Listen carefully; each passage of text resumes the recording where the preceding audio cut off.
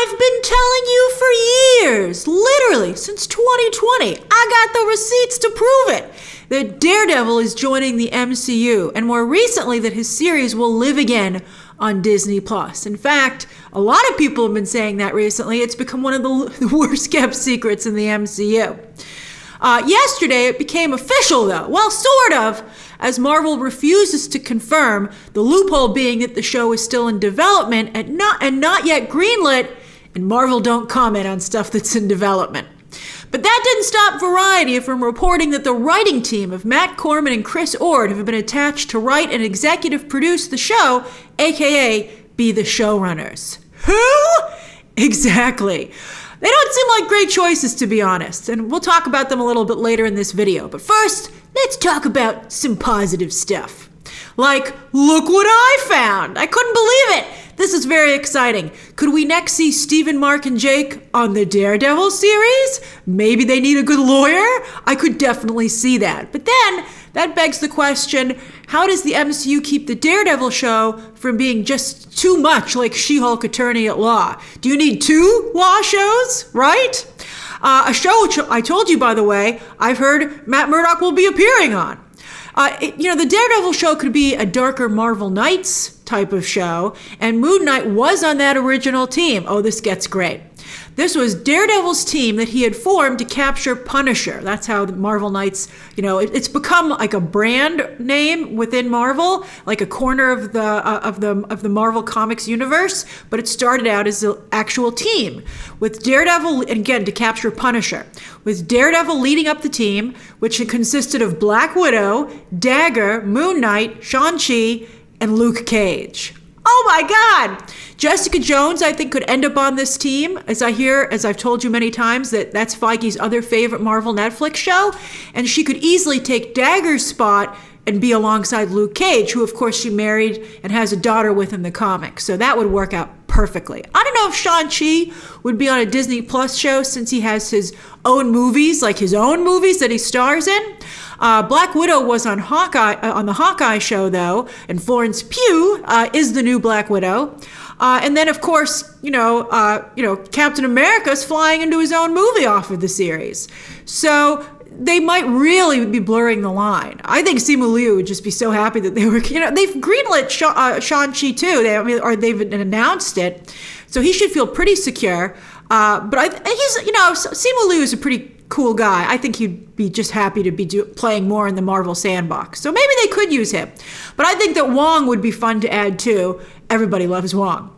But Marvel Knights, that could be our season 1 for a Daredevil series. Oh my God, that's fantastic. I don't think you could mess that up. So good for Corman and Ord. I think that's really excellent. That would just be, it's getting very similar to Thunderbolts though. The more stories they tell, the more they might start to all run together. But so far, we're all having a great time. And I also would tell you, don't be surprised if Daredevil looks a little different when you see him. I'd heard that Marvel was considering using one of his other suits. I'm sworn to secrecy as to which one, but you can probably guess, in his MCU debut. And they still might decide to go that route. Remember, the suits always got to look a little different from project to project for the posters and the toys. So I'm excited. I'm very excited about this. Although we'll talk about what happened with Kingpin in a moment too, because he became very comics accurate, and that was a disaster. All right, so what is the path to Daredevil? Well, of course, it started with Kingpin on Hawkeye, which really blew up in our faces, and then Matt Murdock showing up in No Way Home. And we'll continue, I hear, with an appearance on She-Hulk, although they are cutting stuff left and right these days, not just for the pandemic, but for creative, weird reasons, like they sure took the scissors to Multiverse of Madness. But I heard that he was going to be on She-Hulk. And then word is Echo, which just started filming, by the way, is going to lean heavily into the Marvel Netflix shows. She has that direct relationship to Kingpin, and so he'll definitely show up on her show. What happened in that cliffhanger ending on Hawkeye? And then Daredevil, I hear, is going to show up too. And then that will probably lead into his series, his Disney Plus series. So that sounds great. Oh, it's an exciting path. Here we come. But what are the concerns? Yes, there are, I'm afraid, concerns. Like, who the heck are these guys? USAs? Covert affairs from a decade ago is their biggest credit to date? That's concerning. They're a far cry for sure from Stephen S. DeKnight and Drew Goddard, who forged Daredevil into the best Marvel Netflix show. I mean, those guys aren't a slam dunk necessarily either. Lord knows Stephen S. DeKnight has been fired and / quit off so many things at this point. But he's still talented. And so, why not bring those people back? That's weird. Why not be like, I know they're not doing anything. Call them up. Also, Kingpin translated so poorly to the MCU. This was one instance where being more comics accurate did not work out, with Vincent D'Onofrio's chilling and brutal Kingpin becoming cartoonish and a buffoonish villain. That's right, I said it, because it's true. Hopefully, we made a big enough stink about that on social media that it doesn't happen again. But I don't know. There's always some Marvel fan who's like, but I loved it. Don't listen to them, Kevin Feige. And we're like, come on, like 90% of us are saying, maybe not 90, 70%. And that's a fair conservative estimate. Did not care for that portrayal of the character. Feige let Jake Lockley kill a whole bunch of people, though, on Moon Knight, so maybe it'll be okay. One has to wonder also, is this going to be the Netflix Kingpin and Daredevil? Or are these, based on what we've seen with Kingpin, MCU variants? Are they, was what happened in Netflix a different universe and these are now MCU variants? That would certainly explain Kingpin. Matt Murdock looked pretty much the same in No Way Home, but his scene was incredibly short. So let's see what happens there. Word is the entire Daredevil cast will return, but how creative are they being with the definition of entire? And again, the whole creative team behind the camera is going to be different, which again scares me. But let's talk about the Daredevil cast. Does that include Wilson Bethel's Bullseye, who was getting so good and just about to take off with his own storyline before Netflix Marvel shows blew up? Kevin Feige killed them. That's too. Yeah, I would be too bad for Wilson Bethel. He did an excellent job. And I really liked Elodie Young as Elektra. But if I'm being honest with you, like totally honest, I can see the MCU replacing both of them. I think we can do a little bit better. And really, I think when they say everyone, I think they're probably just going to keep Charlie Cox, Vincent D'Onofrio, Deborah Ann Wool, and Eldon Henson as the heart of the show. And I think that I'm okay with that, and I think most of you would be okay with that. Like, be honest. I think you'd be okay with that. I think replacing everybody else would be fine. Replacing any of those four, I think, would feel weird. I think we can do a bit better than John Bernthal's Punisher. Because, you think of the Marvel Knight setup, and you're like, are they going to be hunting John Bernthal? And I'm like, I think we can do a little better.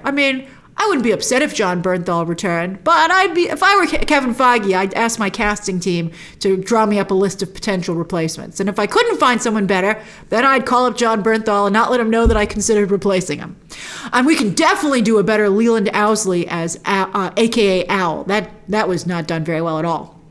Typhoid Mary, while I respected the performance in Iron Fist, it's like so muted from the comic book version that we should definitely redo that. And so I think this is the argument, by the way, for making those four core characters variants, because that would explain all these other casting changes. Sometimes it's the same actor, sometimes it's not, as we've learned from Loki and other shows, and No Way Home, etc., and Multiverse of Madness.